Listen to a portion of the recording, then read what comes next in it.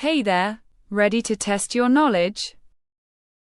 Let's test your knowledge on California Real Estate Exam Question Bank 2026 Most Tested Topics. Revealed. Question 1. In compliance with fair housing regulations, any deed restriction or covenant that would prohibit the conveyance of the property to a member of a protected class is A. Legal. B. Is not legal considered void and unenforceable. C. Will stand in court. D. Valid. The correct answer is not legal considered void and unenforceable. Restrictions prohibiting conveyance to members of a protected class are considered void and unenforceable under fair housing regulations. Question 2. Listing broker Doug took a buyer to see Drew's home. 2 weeks later, the listing agreement with Doug expires. Drew lists the property with listing agent Layden. The buyer that Doug introduced to the home makes an offer. Who gets the commission? A. Doug, he has a protection clause. B. The seller is not required to pay either agent. C. Doug, he introduced the buyer. D. Layden, Doug is no longer entitled to commission because the protection clause is void. The correct answer is Layden, Doug is no longer entitled to commission because the protection clause is void. A protection clause is usually voided if the home is relisted with another agent. Question 3. A contract between two parties both giving a promise for a promise is called A. Unilateral contract. B. Bilateral contract. C. Special agreement. D. Collusion. The correct answer is bilateral contract. A contract between two parties that make promises to each other to perform is called a bilateral contract. Question 4.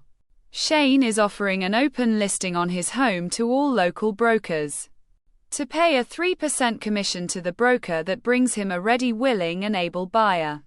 What type of contract did Shane offer? A. Bilateral contract.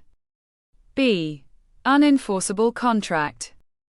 C. Void contract. D. Unilateral contract. The correct answer is unilateral contract. A unilateral contract is when only one party agrees to perform under certain circumstances. Question 5. To be enforceable, real estate contracts must be in writing according to the A. Real Estate Commission. B. Statute of Frauds. C. Federal Real Estate Act. D. Sherman Antitrust Act.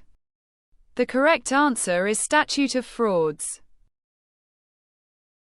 The Statute of Frauds states that to be enforceable, real estate contracts and the transfer of property must be in writing. Question 6. All parties entering into a real estate contract must be doing so on their own free will and not under duress. Which of the following is not a requirement to enter into a real estate contract? A. Parties must be U.S. citizens. B. Parties must have proper authority.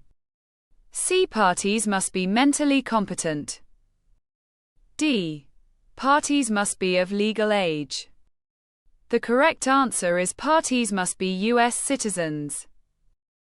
All parties do not have to be U.S. citizens to enter into a valid contract.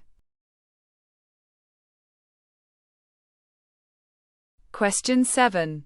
A valid contract must contain valuable consideration, which means A. No personal property items. B. Cash only. C. Something clearly offered for something else in exchange. D. None of the above. The correct answer is something clearly offered for something else in exchange. A valid contract must contain a two-party exchange of valuable consideration and performance. Question 8. In order for a contract to convey ownership in a property transaction, the contract must include A. Surface rights. B. A legal description. C. Rights of survivorship. D. The full bundle of rights. The correct answer is a legal description.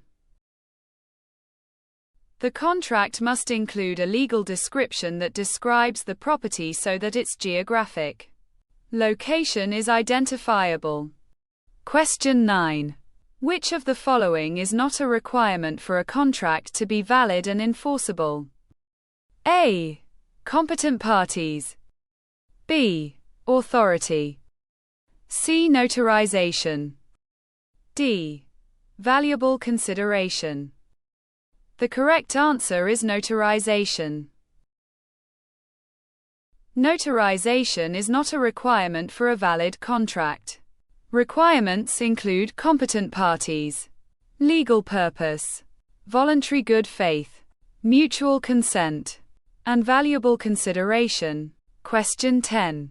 In a real estate transaction, when someone is forced into a contract by intimidation or some other type of coercion, it is called A. Bullying.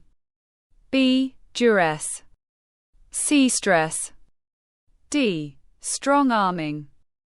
The correct answer is duress. When someone is forced into a contract by intimidation or coercion, this is known as acting under duress.